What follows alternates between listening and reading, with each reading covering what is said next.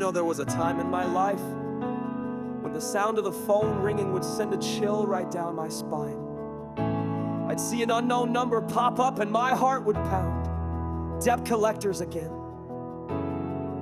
Every call felt like a reminder that I was walking through my own valley of the shadow of death. I was afraid, not just of losing things, but of losing myself. My dignity, my hope, my sense of control.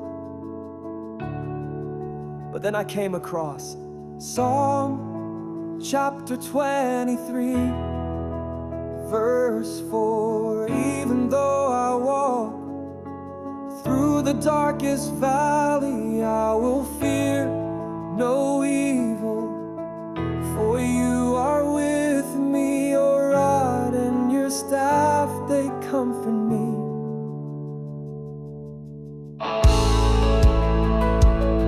At first it sounded beautiful, but distant, like something meant for someone stronger, someone more faithful. But the more I sat with it, the more I realized David wrote this not from a place of safety, but from the middle of his own darkness. He wasn't spared the valley, he was led through it. And he found courage, not because the threats disappeared, but because he knew he wasn't alone. I started to pray, not for the debt to vanish, but for the strength to face it. I asked God to walk with me, to give me wisdom and courage. And slowly I felt something shift. I wasn't just a frightened sheep waiting for the wolves to attack. I was being guided, protected, and comforted. God's rod and staff, his protection and guidance became real to me. I realized I could face the collectors, not as a victim, but as someone with dignity and hope. And you know what? The fear began to fade.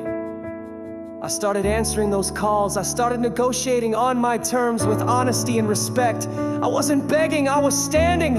I was no longer alone in the valley. God was right there beside me, giving me the strength to speak, to ask for what was fair, to set boundaries. Psalm chapter 23, verse 4. Is it a promise that we'll never face trouble? It's a promise that when we do, we don't have to be afraid, because God is with us, protecting and guiding us, even when the world feels darkest. I learned that with God by my side, I could move from fear to courage, from hiding to negotiating, from being overwhelmed to being at peace. So now, when I think about those valleys, divorce, debt, whatever darkness comes, I remember I will fear no evil, for you are with me, and that makes all